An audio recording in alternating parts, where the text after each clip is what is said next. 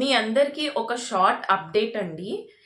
నా previous videos చూసినట్లయితే short videos చూసినట్లయితే మీరు వీడియో చేసి దాని ఎండింగ్ లో నేను కంటిన్యూషన్ ఇంకొక షార్ట్ వీడియో పోస్ట్ చేస్తాను అని చెప్పేదాన్నండి. అది ఆ వీడియోస్ అన్ని నేను మనకి న్యూ అప్డేట్ రాకముందు అంటే మనకి 60 సెకండ్స్ షార్ట్స్ ఉండేవి, గుర్తుందా మీకు? సో 60 సెకండ్స్ షార్ట్ వీడియో నేను ఈ వీడియోస్ అన్ని రికార్డ్ చేసుకున్నానండి. సో అవి షెడ్యూల్ చేసి నేను పోస్ట్ చేసేసాను. అలాంటప్పుడు ఏంటంటే మనకి షార్ట్ వీడియో లెంత్ అన్నది ఎక్కువ అయిపోతుంది.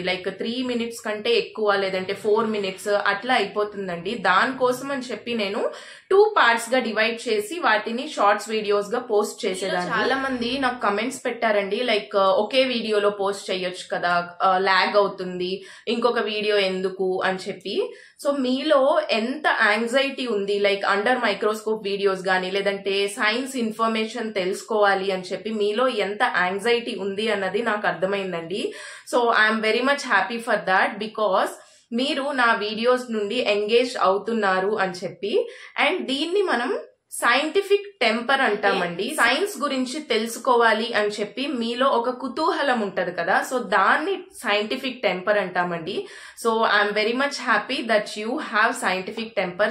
ఇప్పుడైతే 3 మినిట్స్ షార్ట్ వీడియో వచ్చిన తర్వాత నేను అలా స్ప్లిట్ చేయటం అట్లా చేయలేదండి. నేను మాక్సిమం లాంగ్ వీడియో పోస్ట్ చేయటం అట్లా చేస్తున్నాను. సో ఇదొక షార్ట్ అప్డేట్ అండి. లాంగ్ వీడియోస్ అయితే మీరు 3 మినిట్స్ ఉంటది కాబట్టి నేను మాక్సిమం 3 మినిట్స్ లో చూపించడానికి ట్రై చేస్తా, లేదంటే ఒక లాంగ్ వీడియో లాగా పోస్ట్ చేస్తానండి. సో ఈ షార్ట్ అప్డేట్ ని మీరు గమనించి అర్థం చేసుకోగలరు అని చెప్పి నేను అనుకుంటున్నాను. Thank you for watching.